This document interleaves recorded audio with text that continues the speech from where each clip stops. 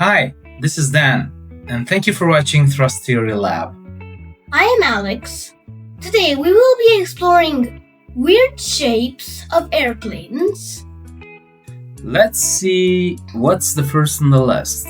The first one is The Flying Pancake.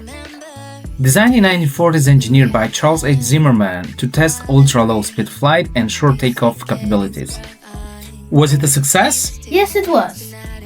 This strange-looking aircraft looks very much like a flat disc, but its unique shape lets it take off at very low speeds.